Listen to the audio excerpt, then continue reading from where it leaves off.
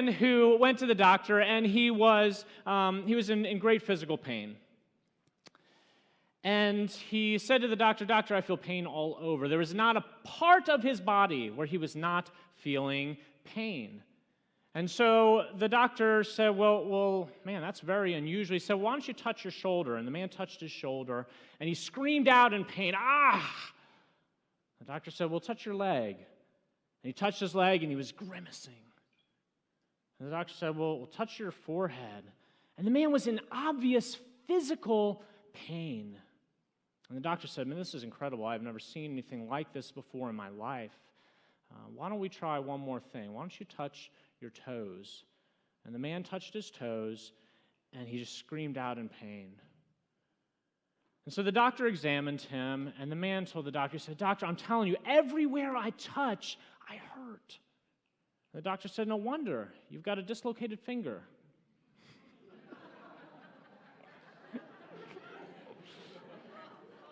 Isn't that how it is sometimes in life, though? We experience pain in every area of our lives. We experience in this relationship, this situation, at work, at home. Every part of life feels painful. But if we were to take a careful assessment at what is happening in our lives, we would notice that all of the pain traces back to one area of pain in our lives, and it's causing pain in all the others. You know what I'm talking about? Well, it's that area of pain in our lives that I want to talk about today. That part that is causing pain everywhere. Pain has tremendous power in our lives. It has tremendous power for good. It can form us into strong, resilient, hopeful people who believe in the goodness of God and have hope for the future, living hope. Strong, persevering. It can make us great. But pain also has the ability to cause our lives to fold in on itself and to lead us into a pit of despair. Tremendous power in our lives. We see this with pain. When I come to pain spots in my own life, one of the things that tends to happen for me is that area of pain becomes the focus of my life. It becomes the focus of my relationship with God. I'll be wrestling with that pain, and I will be, all my prayers are now just about that area of pain in my life. I don't know if you have found that. And if you're like me, you have one main prayer about pain, and that is that the pain would go away. That is our prayer. But sometimes we've prayed, and we've prayed, and we've prayed, and God does not take the pain away. Sometimes the pain gets worse. And so today we're going to be taking a look at a song. It's a song that a man wrote out of his experience of pain. And what we're going to see in this psalm is that he wrestles with pain in all the ways we do, but he moves through it to a place of peace. And we're going to gain some principles for how we can take the pain in our own lives and get to a place of true peace and gratitude. The psalm we're going to look at today is Psalm 77. The man's name is Asaph. That's his name. And he's writing a song out of his pain. And here is how it starts. You can open up your Bibles there, Psalm 77. We're also going to have the verses on the screen. So here's the first verse of Psalm 77. He says, "I cry out to God. Yes, I shout. Oh, that God would listen to me. When I was in deep trouble, I searched for the Lord. All night long I prayed, with hands lifted toward heaven, but my soul was not comforted." One of the first things we see when we take a look at this psalm is that God encourages us to cry out to Him. Our prayers do not need to be these little quiet things with God. He's okay. He can take our crying out to Him from the depths of our pain. It is even a healthy thing that we are encouraged to do in the Scriptures, to be honest with God about how much it hurts and to cry out to Him in the midst of our pain. And so I want to encourage you, you do not have to be afraid that God's not okay with that. You can take the reality of your pain straight to Him and He will hear it. And so pain, crying out to God is good. Crying out to God can also bring us comfort. You ever cried out to God and you just felt the presence of God come and meet you there in the midst of your pain, at your pain. He does. And so when we talk about crying out to God, we want to be open to that. Because when God's presence comes in, He can transform everything. You know, a hurricane can blow 100 to 200 miles per hour, but because it moves in a circle, the middle of the hurricane is not very windy, and they call that the eye of the storm. And sometimes when you are going through a painful situation, you will be right in the middle of the storm, but for a moment, when the presence of God comes into your life, it's like being in the eye of the storm. For a brief moment, things are twirling around you. There's mess and confusion and frustration all around you, but for a brief moment, the presence of God gives you peace, like the eye of the storm.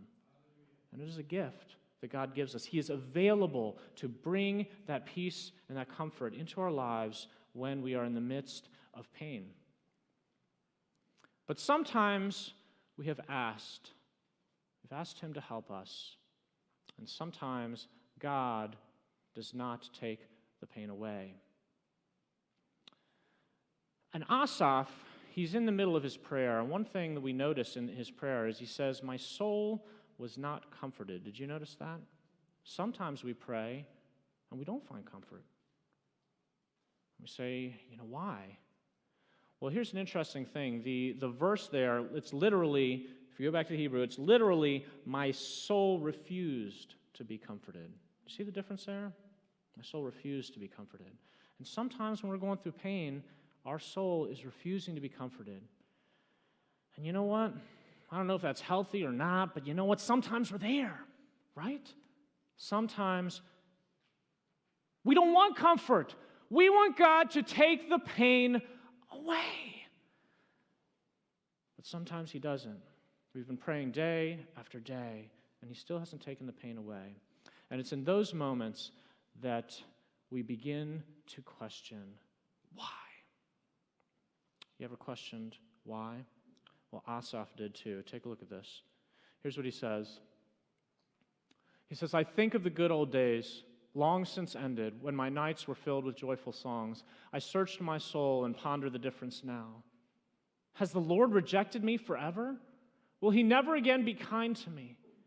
And so Asaph is just wrestling with the pain, wrestling with the question, why hasn't He taken it away? I've cried out to Him over and over again. He's got these questions swirling in his mind. Has God forgotten about me? He's got questions like this. He says, have His promises permanently failed? Has God forgotten to be gracious? Has He slammed the door on His compassion?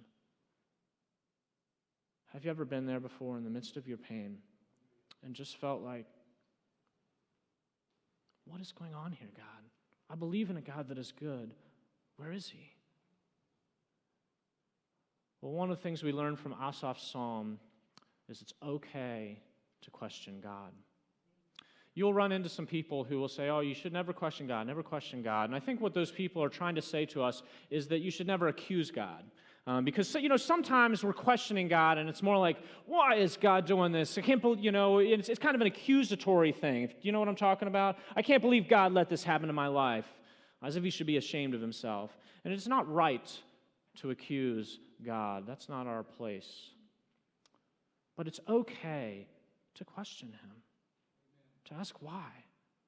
Lots of people throughout the Psalms, throughout our Bibles, have questioned, why, God? Have you let this happen to me? And so I just want to offer that to you. That is okay. It's understandable to question God. But I want to caution you against something. Sometimes when we are dying to know why, we are wrestling with that question why, we can get so wrapped up in it that we begin to insist on an answer to that question. And I want to caution you against insisting on getting an answer to that question. Why is God letting this happen to me? Because often when we are insisting on an answer, we're grasping for an answer, trying to find any answer for why this has happened in our lives, what we end up doing is we draw the wrong conclusions. Sometimes we draw the wrong conclusions, and I just want to caution you against this, because when we draw the wrong conclusions in our lives, it can really mess up our lives big time. It's really it can mess them up bad. I was once talking to this woman who was in a nursing home. She was probably, 80s, 90s, and she had just gone through a surgery and was experiencing a lot of pain with the recovery of that surgery. And so we were sitting down and talking about that and her life, and she said something really interesting to me. I'll never forget it. We were talking, and she said, Ben, sometimes I wonder if the pain I'm experiencing right now, the pain I've experienced in my life, is a punishment from God from when I was a little girl. And I said, well, what happened when you were a little girl? Tell me about it. And she said, well, you see, when I was a little girl, my dad was an alcoholic, and he did a lot of things that are wrong. And I kept expecting her to go on and say, I rejected my dad, I killed my dad. I don't know. But I kept expecting her to go on, but that was it. And she said, I wonder sometimes if God is maybe angry with me because my dad was an alcoholic. That his sins, made God angry with her. And I was surprised, and I said, no, each person bears the guilt for their own sins before God. And when we believe in Jesus, when we receive him into our lives, he offers us a brand new life with the forgiveness of all of our past, anything we've ever done wrong. And so you can know that you are accepted by God on the basis of your faith in him, in your relationship with Jesus. And we talked about that, and we had to kind of go over it a bit. And a burden was lifted from her heart that day. But, as I thought about it, I thought, she was just a little girl wrestling with the pain in her life, and she came to the wrong conclusion, and she carried that burden 80 years, a burden she never even needed to carry. Sometimes coming to the wrong conclusion can really mess up our lives in really terrible ways. We got to watch out for the temptation to come to the wrong conclusion, or a conclusion like this: God doesn't exist. It's been really painful. Sometimes that pain can wonder, how can a good God be allowing this to happen in my life? I'm just telling you, that's the wrong, if the idea God doesn't exist, maybe he doesn't exist, that's the wrong conclusion. And if we are going to kind of dig our feet in there, it is going to lead down a path. I'm telling you, it's going to lead down a dark path into a hopeless existence, and that is not a life that you are going to enjoy. We got to watch out for coming to the wrong conclusion, or conclusions like this: maybe I am asking the wrong way. Sometimes we're asking God for help in an area of our lives, and we think, you know what? Why hasn't he answered?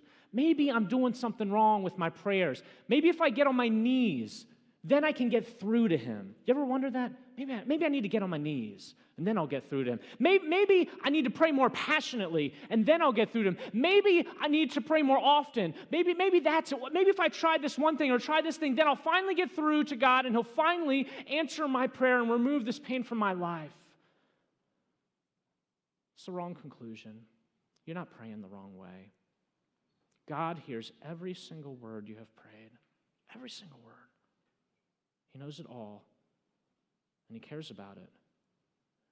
And praying a different way is not going to get you any closer to that answer. You wonder, is there something wrong with my prayers? The only type of prayer that God does not accept is an arrogant prayer. When we come to him, we say, God, why won't you do this? You ought to do this. That sort of thing. God rejects prayers that are arrogant. But when you are in deep pain, you don't have to worry about that, because people who are in deep pain pray desperate, sincere prayers. And he hears every single word. He heard you the first time. He heard you the second time. He heard you the 73rd time. He's got them all laid out. He has every single word memorized. He knows what your request is, and he hears your prayers, and he cares that you have waited so long. Sometimes we get tempted to doubt that maybe God doesn't care. But he does. We say, well, why is it? It's been so long. Maybe that's a sign he just doesn't care anymore. Maybe I've sinned too bad, and God doesn't love me anymore. That's not true. It's the wrong conclusion. Parents, have you ever caused your children to go through pain because you love them? Have you ever taken your child to the doctor to get a shot because you love them? Have you ever spanked your child because you loved them? Have you ever taken away a toy because you loved them? Just because we're going through pain does not mean that God does not care. He absolutely cares. And so what we need is a shift. And that shift is not going to happen when we get the answer to our why question. That's what I want to clarify here. We want that answer because it's going to clarify the confusion for us. We want to kind of grab onto anything we can get. Our friends want to give it. And I want to caution you against grabbing onto an answer. I want to caution you against your well-meaning friends who are going to try to give you an answer because they care about your confusion and they want to help you. But the only person who can give you an answer to the question of why is God. And so often, He does not give us the answer to that question. He's there in the midst of it, with us in our pain, but He doesn't give us the answer. And we have general answers in the Scripture, and we should use those and value those and reflect on those. God tells us that we live in a broken world, that we're broken people ourselves, and that we hurt ourselves, and other people hurt us, and it's just a big mess. And that's part of the reason we experience pain in this life. But we still wonder, well, okay, but why is God letting me experience this pain now?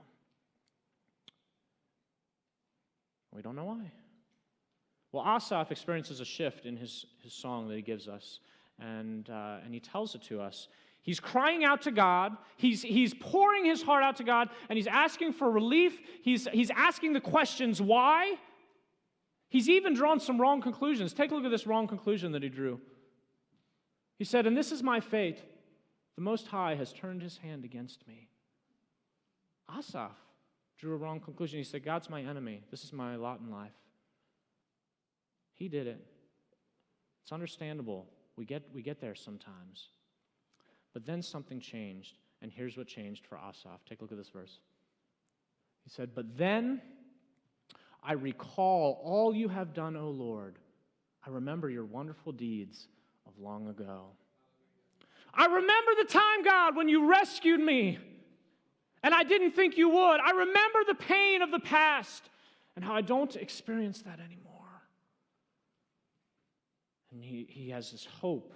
As he reflects on those God stories, God changes him. And so that's what we need to do. We need to remember the God stories. Would you say this with me? Remember the God stories. Sometimes when pain comes into our lives, it causes us to doubt the goodness of God. And we need those stories of real life change that we have experienced, that our friends have experienced, to strengthen our faith so that we will not believe these doubts that come up. It's natural to have the doubts, but we get rooted in what is true, the God He has been in the past and that He will be in the future. It strengthens us.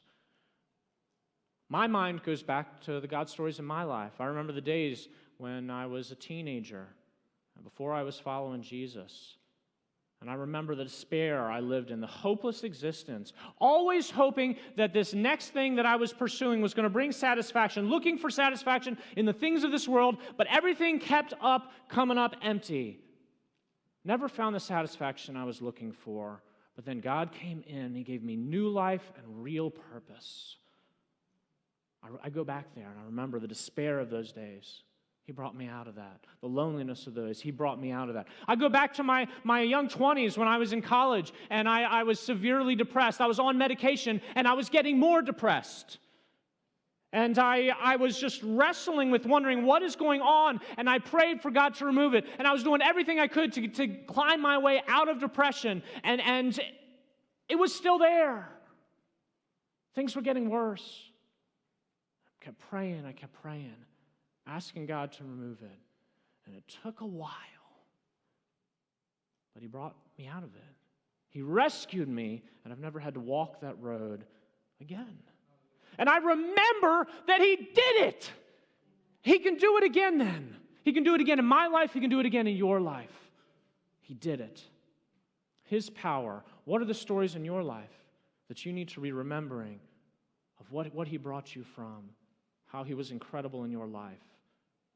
Remember those stories, hold on to them, and reflect on those stories. And we got our stories, and we got the stories of the Bible. In the Bible, we have the stories of the Israelites in Egypt, enslaved in Egypt, being whipped and beaten, and God came in and He rescued them with a strong power and brought them out of the land of Egypt. We have the disciples who watched as their master Jesus was killed, and they knew He was dead, and their movement was over, but then Jesus rose out of the grave. We have the story of the early church, and persecution came in. They were killing Christians, they were jailing Christians, and they thought, maybe this is where our movement dies. This persecution is so rough, and everybody is having to leave the city of Jerusalem. They're leaving their jobs, their lives, and they're having to leave the place, and they're wondering, why is God doing this? And then we see, as the Jesus movement turned into a one-city movement, and as these people left the city, out of fear of the persecution, they told everyone they knew about Jesus as they went out. And the one city movement became an international movement overnight. We see these miracles of God. And we can believe that He'll do the same thing in our lives. And we got to reflect on these. When Asaph says, I'm looking back on these God stories, he says, I was thinking about them all the time. And when he was thinking about them all the time, he had a realization, and this was it. I think we don't have that slide, do we? He had a realization. It was this: he realized that God's ways were different, and this is the verse. Take a look at this. He said, "God, your ways, God, are holy. What God is as great as our God? You are the God who performs miracles." He realizes God's different. Now, it says, God, your ways, he says, God, your ways are holy. And when that word holy there, oftentimes we think of holy and we think pure, right? But that's actually not what holy means. When we go to the Bible and we're talking about holiness, we are taking two concepts. We're taking the concept of purity. It does mean pure, but it also means different. Different. It's a good sort of different. And so if we want to understand holiness as it's talked about in the Bible, we need to take those two concepts, pure and different, and put them together, and then we're getting close to what the Bible means when it talks about holiness. And so when he says, God, your ways are holy, he's saying, man, God, you are different. You are different and pure and wonderful in a way I don't even understand. And so he's looking in at that holiness, and he's having a realization. We need to realize that God operates differently than we do. I mean, if it were up to me, I'd fix my problems right away. I'd fix your problems. I'd fix everybody's problems. And you know what? I'd probably cause a lot more problems. But I would fix them right away. If somebody had to go through pain, I would tell them why. I would say, well, you got to go through pain because you need to develop some discipline in your life. You're going to have a better family life as a result of this. You're going to be more compassionate to other people as a result of this. And you're going to love your kids more. You're going to have a better life. And there's this character issue that's a problem in your life. And this is going to help you work through that and become a person of better character. And I'd probably have a lot less friends.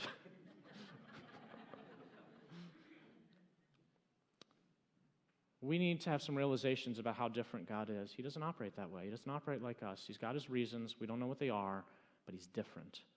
We need to realize this about God. God has limitless power. He has limitless power. We look at our situation and we feel like, God, how can you overcome this? How can you overcome this problem in my marriage? It seems impossible. How can you heal this situation in my body? We believe, oh, God, I know you can do little things. I know that, but this one maybe is a little too big for God. No, we've come to the wrong conclusion. He has limitless power, and when we reflect on the stories, we remember that. We also realize this about God. God always has a plan. We're wondering, why is God letting this happen to us? Maybe something has gone off the rails wrong. Maybe it got too messed up and God has to just leave it alone. No. He always has a plan. And we reflect and we realize, you know what, I didn't think God cared, but he always cares. I realize it now. I look back on those days of pain and I remember he was with me. He was helping me in the midst of my pain. Those realizations, they change us and help us. What we need is a God story. And Asaph wrote one into his song. He had a God story that helped his life, and this is it. The Israelites were in Egypt. It was 4,000 years ago, and they were working for Pharaoh, building Pharaoh's buildings. And they were having to make bricks and all sorts of stuff for these buildings. And they were being whipped and beaten into submission. They were slaved away in Egypt, and they cried out to God in their distress, and they said, God, save us, rescue us. Why do we have to be slaves? And they prayed for years and years. And they thought God had forgotten them. They were oppressed in their hearts. And then God sent Moses down into Egypt, and he brought them out. God forced Pharaoh's hand with these incredible miracles that we read about. Pharaoh was the most powerful man in the world. Egypt had the largest army in the world at that time. They were the richest nation. They had everything, and God forced his hand, and he brought the Israelites out. And so the Israelites are coming out one day. They're heading out into the desert, and they got no plan. They have no idea where they're going. They're just following God. And they get out into the desert, and they're heading this one direction, and then all of a sudden God says, hey, I want you to turn around and go this other way. And so they do, and he gives them some very specific instructions. Take a look at what he says. He says, Then the Lord said to Moses, Tell the Israelites to turn back and encamp near Pi-Hahiroth between Migdol and the sea. They are to encamp by the sea directly opposite Baal-Zephon. Look at how specific that is. Camp near Pi-Hahiroth between Migdol and the sea, to encamp directly next to the sea, directly opposite Baal-Zephon. Super specific.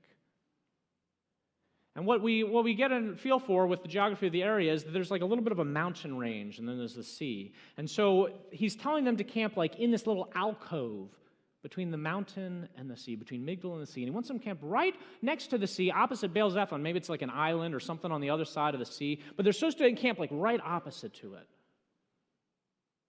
Very specific. Well, they camp up, and they're there, camped out for a few days, and they got somebody up on the mountain keeping watch. And all of a sudden, there's a shout. He says, there's somebody coming. And everybody climbs up the mountain to go see what's going on. They look out on the horizon, and there's dust rising up off of the desert floor. And they can see out in the distance the Egyptian army, the most powerful army in the world, is bearing down on them. And they've got chariots. And you have to understand, these Israelites, they got their women, they got their children, they got their animals. They are stuck in this alcove. They cannot run away. And even if they could, they're not going to outrun those chariots. And because they're stuck, they can't even kind of scatter. They are stuck, and the Egyptians are going to be there in moments because they're on chariots. And so they freak out. They freak out. And here's what they say. They say to Moses, Moses, what have you done to us by bringing us out of Egypt? Didn't we say to you in Egypt, leave us alone, let us serve the Egyptians? It would have been better for us to serve the Egyptians than to die in the desert. And they're freaking out, and Moses is freaking out, and they're just a mess. They're just stuck. And then God says to Moses, Moses, take that staff I gave you and stretch out your hand over the sea. And Moses did it. And all of a sudden, a wind began to blow. And the wind blew harder and harder, and the sea began to crash against itself. The waves are crashing all around, tumultuous waters crashing all around. And then the Israelites look out, and they see, and they watch as the sea parts in two, and there before their eyes, there is a pathway through the sea that they didn't know that was there. It was under the water. Nobody could see it, but it's right there, right opposite where they camped. And Moses says, go! And they take off running through the sea. And they get to the other side. Now, here's the thing. The Egyptians had already gotten there. But the Egyptians said, we got them trapped. We're just going to set up camp. It was nighttime. And so they said, we'll just set up camp for the night. They ain't going anywhere. And we'll just arrest them all in the morning, and we'll have our slaves back. Well, they're crossing the sea, and people are getting across the sea, and the Egyptians realize what's happening. And so they get back in their chariots, they get everything rolling, and they start chasing after the Israelites into the sea. They're traveling into the path of the sea. And then, as the last Israelite gets up on the shore, at just the right moment, the wind stops blowing, and the waves crash in on Pharaoh and his armies, and they are drowned in the sea. And the Israelites are standing there. The sun is rising, and they know that they are looking at a brand new life. They are finally, truly free. And Asaph, when we look at this, we can see those same principles. God has limitless power. He had a plan all along. He knew where that pathway was in the sea. And he cared for them all the time. He cared for them when they were in Egypt, and he was going to care for them all the way in their journey through the desert. Now, Asaph makes a really interesting observation here in the passage, and I want to capture it and take a look at it for just a brief moment. He says this. I think it has a double meaning. You see what you think. He said, your road, he's talking to God, God, your road led through the sea, your pathway through the mighty waters, a pathway that no one knew was there. Your road led through the waters. Sometimes in life, the road that God wants to lead us on is going to take us through the waters of trouble. It's on purpose. Sometimes we are going through trouble and we do not think that there is a solution to our problem, but God has a path that He has laid. There's a path that He knows is there. You don't see any solution to this, but there's a pathway that He has already planted there, ready for you to take, but it's through the waters. And if we can trust God, that He is still the good God that He has been in the past, if we can trust Him, if we can do what He says and camp ourselves right where He tells us to camp ourselves, whatever that is for you in life, doing right exactly what He told you to do. And if we can boldly walk through the waters, even though it's this storm of waters on the left and right, and it's a little scary, if we can walk through and get to the other side, I think we will one day get to that other side, and we will look back, and we will say, wow, God, you have been good. And we will praise Him. Would you stand?